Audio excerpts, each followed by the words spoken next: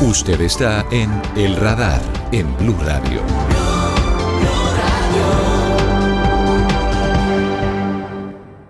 Hoy tenemos una edición corta del Radar, una edición que va antes del fútbol, pero que hemos querido dedicar principalmente a un asunto que nos toca seguramente a todos.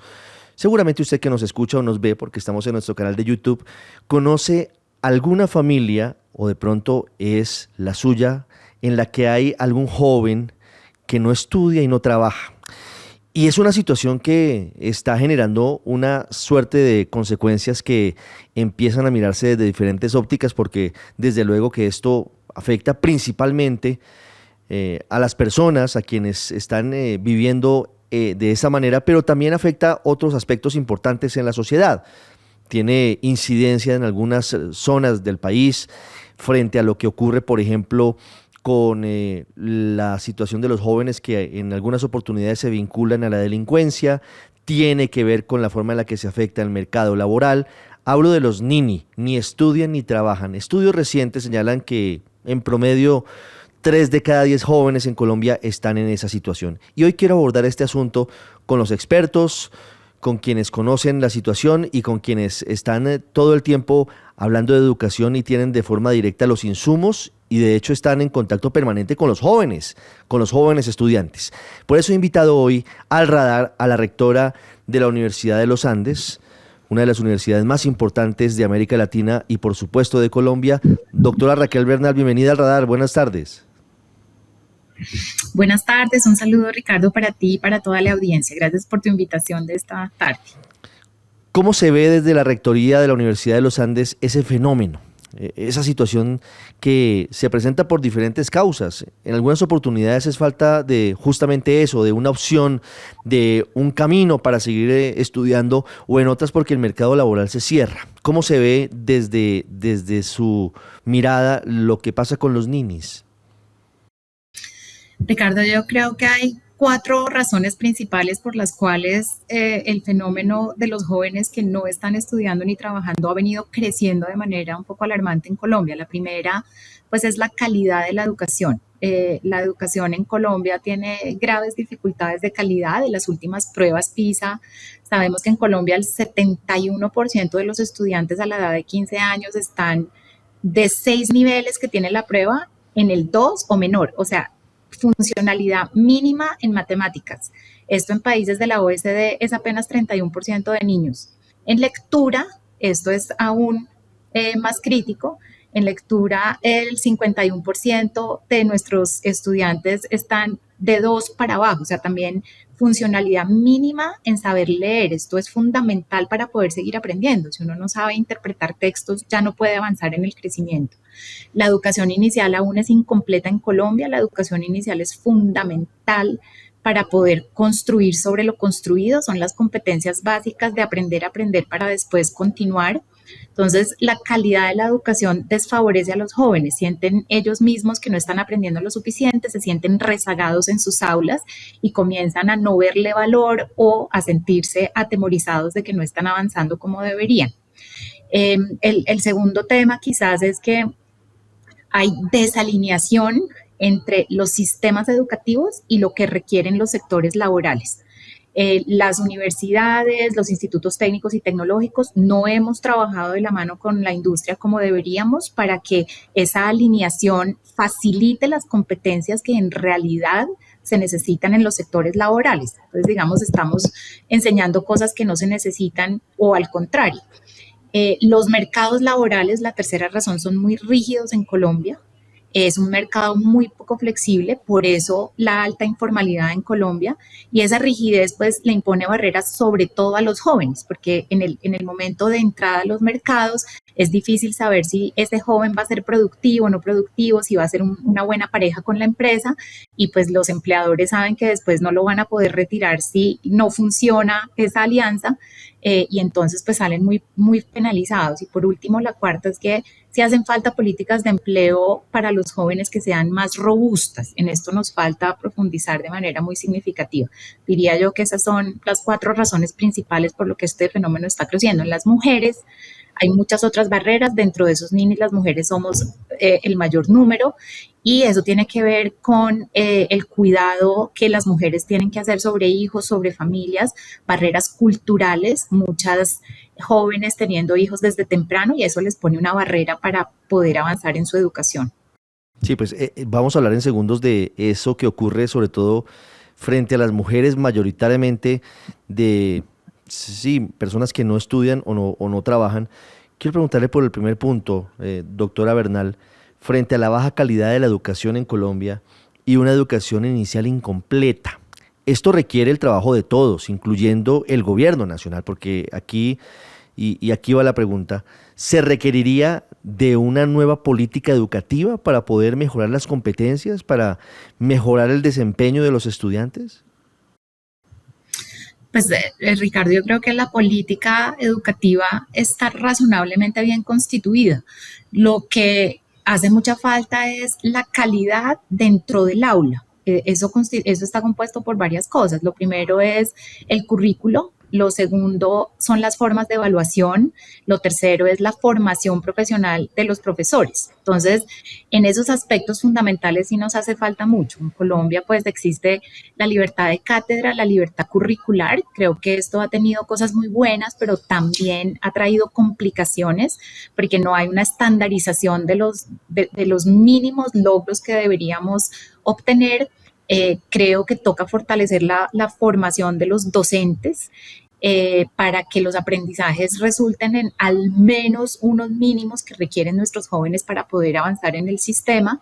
Eh, y las prácticas pedagógicas en el aula son muy importantes. En estas épocas, Ricardo, en donde la información está toda en la red gratuita, el profesor debe cumplir otro rol. Yo creo que la experiencia pedagógica debe ser mucho más experiencial, y eso se vuelve cada vez más necesario ante la aparición de la inteligencia artificial, la tecnología, etcétera.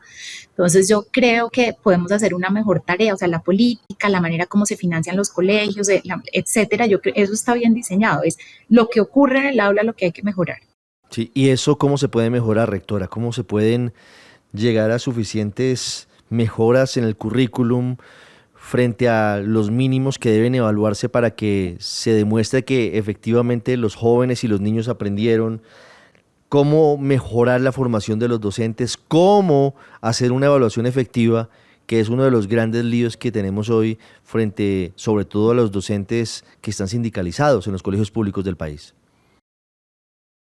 Sí, yo diría, Ricardo, que son esas tres cosas. La formación de profesores, creo que, pero esto tiene que ser de una manera que atienda la formación de competencias, reitero. No creo que podamos seguir enseñando contenidos que ya están disponibles para todo el mundo, sino las competencias, qué es lo que tienen. Entonces toca definir las competencias, establecer los procesos de aprendizaje que van a formar esas competencias, los procesos de evaluación para verificar que se están cumpliendo esas competencias, y esto requiere que los profesores estemos mejor capacitados. Eso no es, digamos, aerociencia espacial. Creo que eso es posible, formar a los profesores para lograr estos aprendizajes.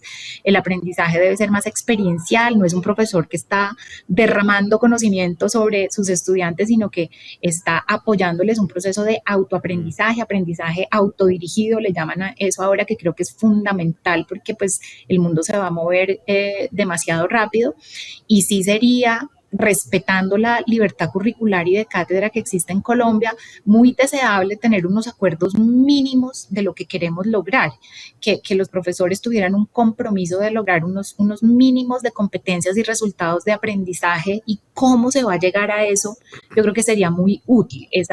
Lo que sucede ahorita es que cada profesor decide cómo llega a eso. Yo creo que sí tiene que haber unos acuerdos nacionales de cómo se va a llegar a eso. El segundo punto que usted nos menciona, doctora Raquel Bernal, como posible causa de este fenómeno de los jóvenes que ni estudian ni trabajan, tiene que ver con la desalineación entre los centros educativos y el mundo empresarial. Se están enseñando carreras que ya no se usan o que ya no tienen mercado, y a su vez es factible que desde la industria estén requiriendo unos desempeños y unas facultades que no se están enseñando en la academia, en la universidad, en el centro técnico, en el centro tecnológico.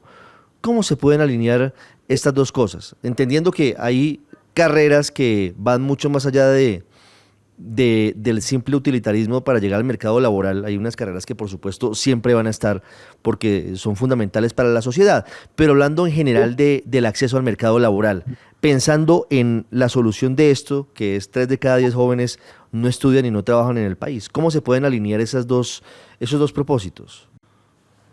Pues Ricardo, la cifra interesante que nos sirva de base para esta discusión es que en la estructura ocupacional de Colombia, el 30% de las ocupaciones son de carácter gerencial, tomadores de decisiones, y el 70% de las ocupaciones son de carácter operativo práctico.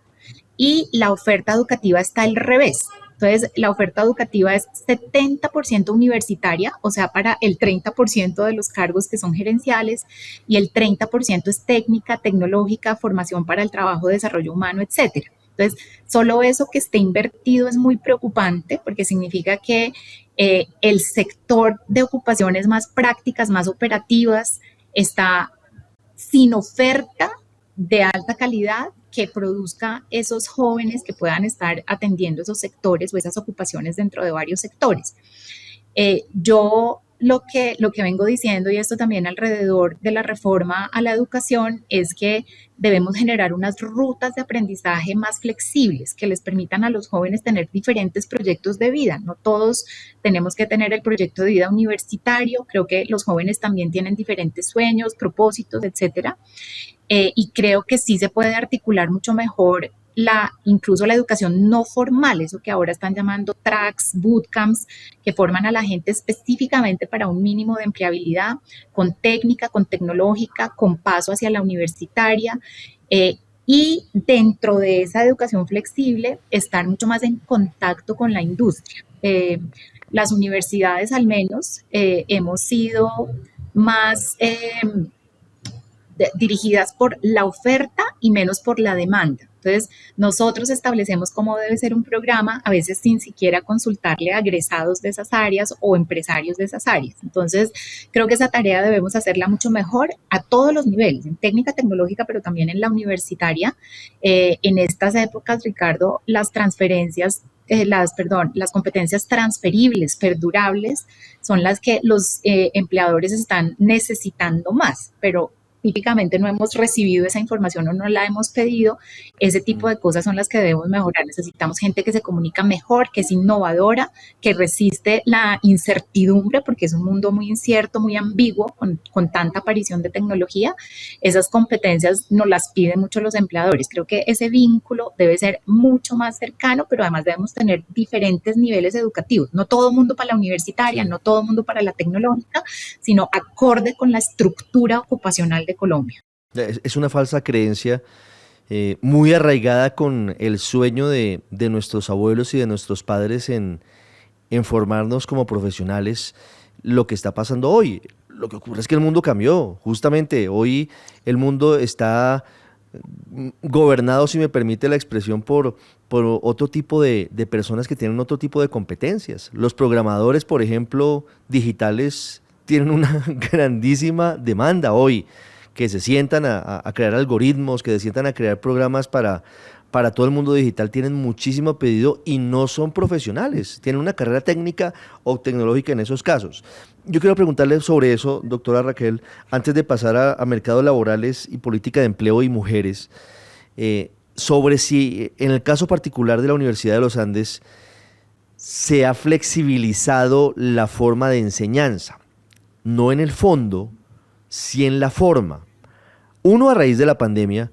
Dos, a raíz de que el mundo es muy cambiante.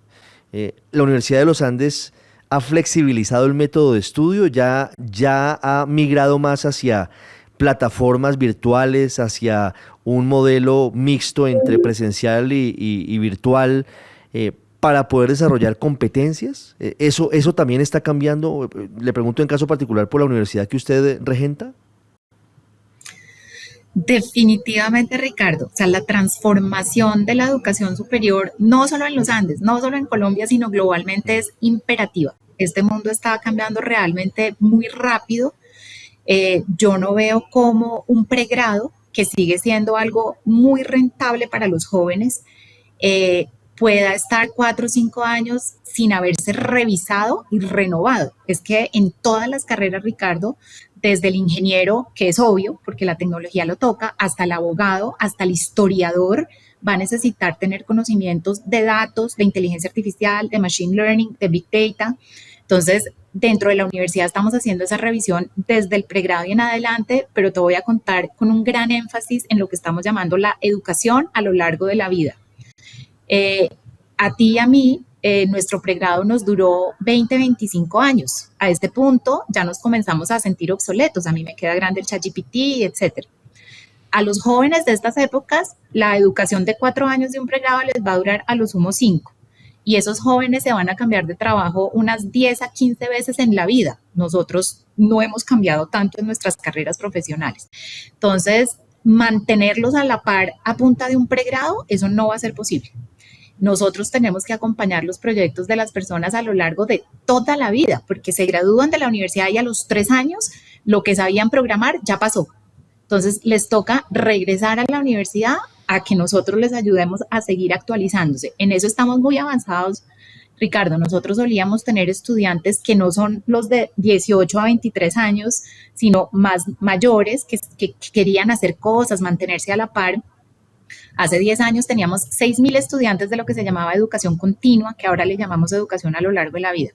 El año pasado tuvimos 32.000 estudiantes. O sea, la gente realmente demandando muchísima actualización de competencias, en particular alrededor de lo que tú mencionas, tecnológico, programación, digital, marco mental digital y cosas del estilo. Entonces, tenemos una gran renovación pensando en cómo articular trayectorias de aprendizaje flexible, que ya lo había mencionado anteriormente, educación a lo largo de la vida, los pregrados, digamos, repensarlos a la luz de la tecnología, la inteligencia artificial y cómo acompañar a las personas en proyectos de vida que serán muy distintos a los nuestros. Sin duda, ese es un cambio que se dio en muy poco tiempo. Nuestro pregrado fue 5 años y más, por lo menos 5 años sentados en un pupitre, todo el día en lo mismo. Hoy el mundo difícilmente soporta algo de esa forma. El mundo cambió, realmente todo ha cambiado, todo es tan distinto que por supuesto la universidad se adapta a eso. Doctora Raquel, le pregunto para finalizar por 2 puntos que usted toca también como causas de esto para buscarle salidas. Un mercado laboral muy rígido y una política de empleo que puede resultar insuficiente para los jóvenes hoy como causas de que haya este número tan importante de jóvenes que o no estudian o no trabajan o ninguna de las dos. ¿Cómo se puede solucionar esto? Pues Ricardo, la rigidez del mercado laboral amerita una otra entrevista como de 3 horas. Sí, yo sé, lo sé. Este es un tema grueso, pues tenemos varios frentes de rigidez, ¿no? Las condiciones de posible despido, los parafiscales que siguen siendo altos para los empleadores, o sea, hay todo tipo de barreras para el empleo formal y reitero, para los jóvenes esto es peor porque si uno ya es un trabajador que lleva una historia laboral, con base en la historia de uno dicen, esta es una persona que dura en un trabajo, que ha sido competente, que ha sido exitosa, pero los jóvenes no tienen esa trayectoria, entonces es un alto riesgo contratar a un joven que no tiene esa trayectoria, que salga mal la contratación y después uno no puede hacer nada al respecto dada la rigidez del mercado. Eso requiere unas reformas grandes que no coinciden para nada con la reforma planteada actualmente por el gobierno, que hace lo contrario, que es volver un poco más rígido. En el pasado ha habido cosas, ¿no? Los parafiscales se han reducido, la evaluación de impacto de eso da clarísimamente positiva a favor de la formalidad y a favor de empleo para los jóvenes. Entonces creo que hay que repensar todas esas políticas de un mercado que ha sido extremadamente conservador, de alguna manera proteccionista, pero que ha perjudicado a ciertos grupos poblacionales, incluidos los jóvenes y las mujeres. Pero eso requiere una serie de reformas muy importantes para batallar la informalidad también. Sí, por supuesto, es uno de esos temas que amerita un programa completo, yo creo que varios más. Doctora Raquel, no me puedo ir sin preguntarle por algo que usted dice y que es profundamente doloroso, porque las mujeres son las que se afectan más por estas circunstancias. Tienen que abandonar los estudios porque tienen que dedicarse a cuidar a sus padres o porque tuvieron un hijo y tienen que dedicarse a la crianza del hijo. y la economía del cuidado en Colombia no existe. Hoy no hay remuneración alguna por ese trabajo, que es otro trabajo como cualquiera, a veces más duro. Sé que también es una transformación cultural y social, pero ¿cómo se puede ayudar para que esas estadísticas disminuyan, para que las mujeres pues tengan una cancha más nivelada y no terminen siendo las más perjudicadas con estas circunstancias? Sí, pues te agradezco la pregunta. Por supuesto que esto es de todo mi corazón. En breve, Ricardo, la razón de las desigualdades entre hombres y mujeres en términos laborales es que las mujeres dedicamos un día más a la semana con respecto a los hombres a trabajo, donde trabajo incluye el trabajo remunerado, pero también el trabajo con los hijos y el hogar. Y como sabemos que necesitamos flexibilidad para poder atender a mayores, a niños, temas del hogar, la flexibilidad cuesta. Entonces tomamos trabajos que son peores, avanzamos por trayectorias que son más flexibles, pero por lo tanto cuesta. Eh, Eso tiene que ver pues con el rol desigual entre hombres y mujeres en los hogares, sobre todo, con las dificultades y las diferencias de las mujeres respecto al riesgo, por ejemplo, el tema de embarazo adolescente. Las mujeres tienen competencias de negociación que son menos fuertes que las de los hombres, etcétera. Entonces, las soluciones a eso pues son de formar competencias en las mujeres, pero sobre todo, Ricardo, tú ya lo dijiste, de cambio cultural. Acá se necesita que la cancha esté igualada en términos de cuánto invertimos en temas del hogar, que no sea la mujer exclusivamente la que dedica. Yo creo que eso es un cambio cultural de muy largo plazo. No sorprendentemente, creo que la educación debe ser la herramienta para lograr eso. Entonces, yo estoy de rectora en la universidad, pero como mi faceta de investigadora lo que hago es educación inicial y tengo el convencimiento de que si uno hiciera las cosas bien desde que los niños son pequeños, lograría mucho menor sesgo de género. Entonces, en los países nórdicos hay decenas de ejemplos, quizás cientos de ejemplos de currículos que son neutros al género. Entonces, a los niñitos desde temprano los tratan igual. Tú vas aquí, Ricardo, y a las niñas las tienen las maestras en su regazo y los niñitos están en el jardín sacando lombrices. Es un tratamiento muy estereotipado. Pero los currículos neutros al género producen unos jóvenes que no distinguen profesiones. O sea, el policía es el uno o la otra. El bombero es el uno o la otra. Entonces, creo que la educación puede ser un arma muy potente. Aquí estamos tratando, por ejemplo, de promover mucho las mujeres en STEM. Tenemos un programa de becas para que las mujeres estén en todo, en la ciencia, la tecnología, la ingeniería, las matemáticas, modelos de rol, que las profesoras seamos los modelos de rol para las jóvenes, que vean que esto es posible. Entonces, hay múltiples estrategias de cambio cultural, pero creo que esto toma tiempo y que la educación debe jugar un rol mucho más fundamental desde la primera infancia. Es siempre un gusto hablar con usted, doctora Raquel Bernal. Este asunto es de fondo, es un tema que no cambiará lamentablemente en el corto plazo, pero que hay que empezar a abordar. Jóvenes que no estudian y no trabajan, y esa diferencia que hay, la cancha desnivelada, como suele pasar lamentablemente en contra de las mujeres. Y eso debe cambiar, y eso empieza cambiando por la educación. La educación es la clave para muchas cosas en Colombia y en general para la sociedad. Doctora Bernal, muchas gracias por estos minutos, de verdad muy valiosos. Gracias a ti por la invitación. Hasta luego. Usted está en El Radar en Blue Radio.